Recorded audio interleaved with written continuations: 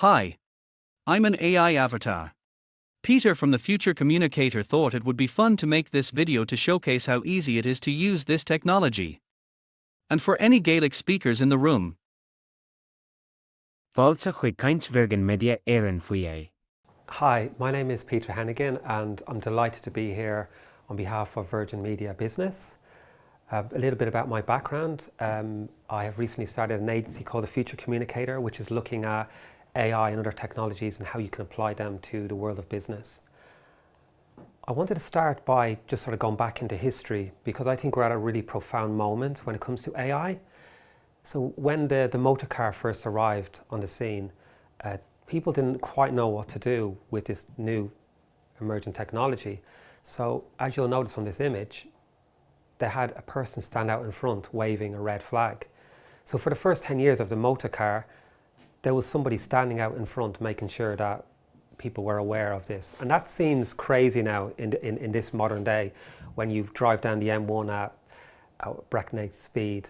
But back then, people just weren't sure. So there was a real sense that the technology had gone on ahead of the ability to rule and have policies. So they introduced some safety right at the beginning. And what I'm saying with AI is that the technology has come out very quickly and it's going to steam on ahead, and then the policy and the rules are going to come later on. But what we need to do as businesses is make sure that we get in early and start experimenting with this technology because it can have a profound impact on our work. Just a little bit of us carrying on with the history lesson, and this applies to business as much as it does to my area of expertise, which is communications, is that when I started my career, as a communicator, I needed to influence the mainstream media, who then spoke to the general public on my behalf. So it was very much about your network, who you were influencing. And then you come into the 2000s and this world changed dramatically. Instead of it being a one-way conversation, it became much more a connection, a web of influence.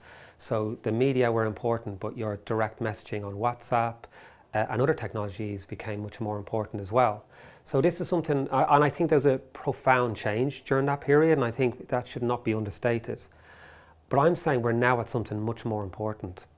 We're now plugging into that web new technologies that will supercharge the businesses of the future. And if you want to succeed, my advice is to embrace the technologies and almost build a ring around your operations, your sales, your marketing, and other areas of your business to be as effective as possible. Because this is the world we're about to head into, which is small, medium-sized businesses can take on the biggest players in the market by being just highly effective with the technologies they're using. And I think some businesses that fail to adapt will fail as a result of this. So I think as a small, medium-sized enterprise, make sure you're embracing some of the technologies to your benefit. And why is now so important?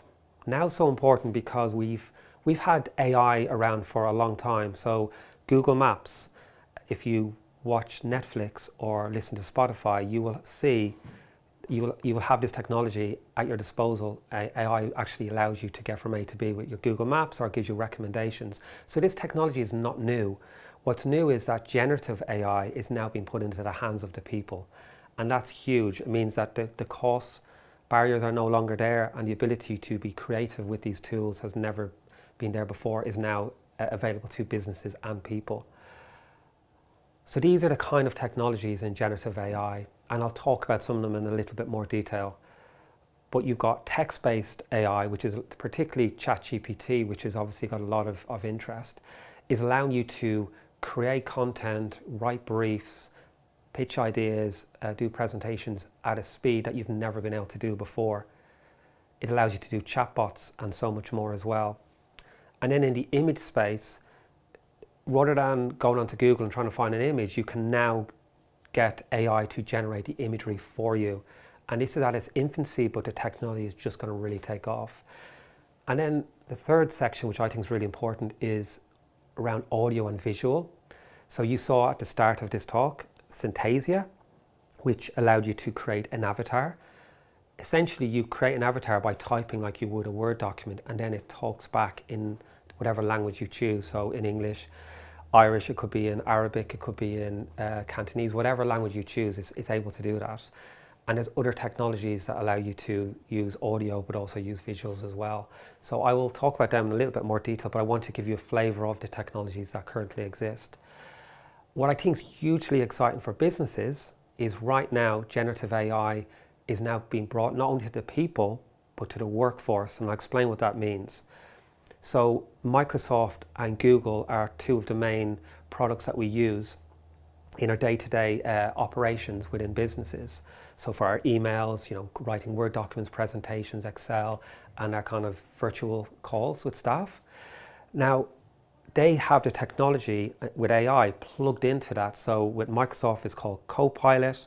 So you can draft your emails and your responses very, very quickly using this technology. You can create presentations that are beautifully crafted in seconds as well. Or when you're doing a Zoom call, a Hangout or a team call, what you're able to now do is get the AI to take notes and then share those notes and agendas with the people involved in the meeting. So this stuff will make things much quicker, much more effective, and it's now being hardwired into the day-to-day of most businesses. And for me, the second part of generative AI that's really important is the creative potential. So ChatGPT allows you to everything from writing your first draft, so you can create incredible reports very, very quickly. If you're working in the media, you can do press releases, you can draft your social media content, you can make your content search optimized for web, you can draft strategies. So these things can be done very, very quickly using this type of technology. So I would recommend that people experiment with it and get used to it. But also there's other products on the market. So Google have products and there's others as well. So the second area that I want to look at is around generative AI and image creation. And DALL-E 2 was one of the first to do this. You'll see the image on the screen. It's an astronaut on a white horse in space. So this isn't an image that was crafted by a graphic designer or it was already on the web. It was produced just purely by AI figuring out what an astronaut looks like, a horse looks like, and what space looks like. And it produces this realistic piece of content. So I just wanted to have a bit of fun with this, and I love my Gaelic football.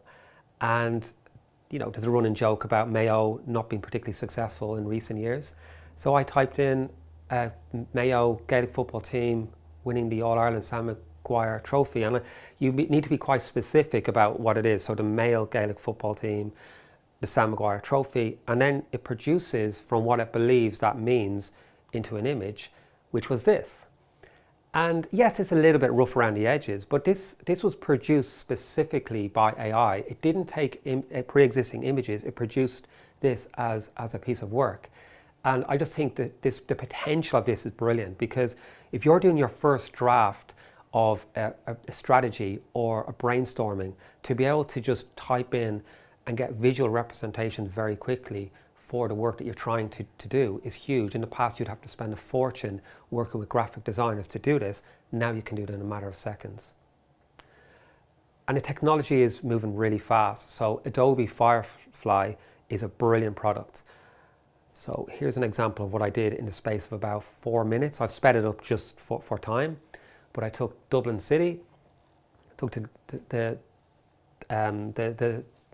River Liffey, had to play around with it, and here's what it produced. So it takes the city of Dublin and it turns it into this city that you couldn't recognize where it's from. You look in the right top corner, you see the pigeon house, so that's probably one of the reference points that actually makes it look like it's Dublin. But it's hyper realistic, and I know I've added the Eiffel Tower and the Statue of Liberty just for comic effect, but I could have taken them out and it would still look like a brand new city with a large mountain in the left top corner. So you can imagine this technology being used in other spaces. So for example, I looked at advertising. So you're doing a brainstorm, you want to change the setting of a Dublin bus and an advert for Virgin Media. Voila, you've created a Dublin bus now situated in Manhattan. And so this technology is just emerging so quickly. It's very much in the space of imagery, but soon this will evolve into the video technology as well. You can also expand out pre-existing images. So for example, you've got Jaws and a poster of Jaws, and a graphic artist has just pulled it out, and the generative AI has produced a much wider image of that. So the potential is huge, and as small and medium-sized businesses, we need the support we can get in order to do things quickly, and this is a cost-effective way of doing that. Which brings me on to the issue of AI and whether some of it is real or fake. So here's Pope Francis. The question I ask you, is this real or fake? It's AI generated. But is this AI generated? And the answer is, it's real, it's not AI generated. So you get into this world where it's hard to tell whether something is real or not. So another example, Mark Zuckerberg. He's talking a lot recently about the metaverse. So this is a very metaverse-esque looking outfit, and he's on a catwalk show. Is that real or AI? It's also AI generated. So you can merge different types of AI and bring them together. So character AI is an example. So we just saw Mark Zuckerberg. You can now have a conversation with Mark Zuckerberg. So you're not really having a conversation with Mark Zuckerberg, the person, but what it's doing is it's gathering all the information it knows from interviews with Mark Zuckerberg and putting them through AI. So you can then ask a question. So I asked it about the metaverse, and in a very Mark Zuckerberg way, it's taking that information and telling you what Mark Zuckerberg may say. It's fun, it's novel, but does it have any real life impacts? Well, unfortunately, a German magazine used this technology to do an interview with Michael Schumacher, and they ran it as a front page story, the first interview with Michael Schumacher since 2013. And I'm a huge fan of Formula One, and sadly Michael Schumacher is in a coma. So ethically this was like a really, really terrible idea. And I think the editor of this magazine got fired as a result of this. But the reason I bring this up is we talk about misinformation possibly appearing on the fringes of the web. But actually here's a mainstream media organization using this technology and using it badly. So you have to have an editorial oversight of what you're doing and make sure that it's applied in the right way. Another area that's evolving, which I'm super excited about, is voice. And I'm just going to play a quick game with you. So is voice A my voice, or is voice B my voice? Hi, Peter Heneghan here. I am experimenting with AI, but is this the real me speaking or a clone? Hi, Peter Heneghan here. I'm experimenting with AI, but is this the real me speaking or a clone? So voice A or B? Well, the answer is my real voice is voice B. But what I love about this technology is it's called a script. I recorded 10 minutes of me talking in my real voice. It then puts that through AI, and then I can type whatever I want using that. So for example, if I'm doing a podcast and I make a mistake, I can then change it, and then maybe the introduction's wrong. I can use this instead of my real voice. So it has huge potential in that space. But obviously there's issues around if it's used for malicious purposes. But I think there is huge potential. And this technology is evolving. So we now have celebrities endorsing this type of technology. So Gwyneth Paltrow. Welcome to Speechify. Speechify can read to you in the highest quality digital voices available anywhere. Yo, it's Snoop D-O-double-G, and I'm an English voice from the United States. It's time for you to get your reading superpowers. So we're now getting A-list celebrities endorsing Speechify, which is one of the key products out on the market. So this can be used for audiobooks, it can be used for all sorts of events or podcasts, it can be used for hundreds of different opportunities, and it's at a really cost-effective price point, which means that businesses can take advantage of this. They can either choose an Irish male voice or female voice, or they can use a celebrity, or you can choose all sorts of different voices, but you can also do different languages as well. And I think that's where you've got this amazing opportunity as businesses that are trying to reach out to global audiences. And at the start, I played a short video from Synthesia, and this is how the technology is currently being used. Hey there, I'm Anna, and I'm an AI avatar. In this short video, I'll share with you the story of how I became an avatar and quickly explain the process of creating one. An AI avatar is a digital twin of a real person. For example, yours truly is an AI avatar of a real actress. The process of creating me started in a professional studio, where the real actress was filmed reciting a script. After that, the footage was processed by Synthesia's avatar producers, and after an AI abracadabra, a digital twin of the real actress came to life. And that's me. Coming also with the ability of speaking over 60 different languages and accents. So I love this technology because it can be used for a whole host of reasons. It can be used for internal communications, if you're selling products abroad, you can do it in English. You can choose different avatars. You can choose, male, female. You can choose different ethnicities. It's really inclusive, and you can reach markets that you could never reach before by using this technology. And it costs under £100 a month. So I think there's huge potential. And I think for businesses that are trying to also care about the environment, the ability to use this type of technology rather than spending thousands and thousands of pounds on filming crews makes a huge difference as well. So we're at the infancy of this. You saw that Snoop Dogg and Gwyneth Paltrow have lended their voice to certain technologies. In the future, I can definitely see a lot of celebrities endorsing these types of products going forward. So one of the questions I often get asked is, will it take our jobs?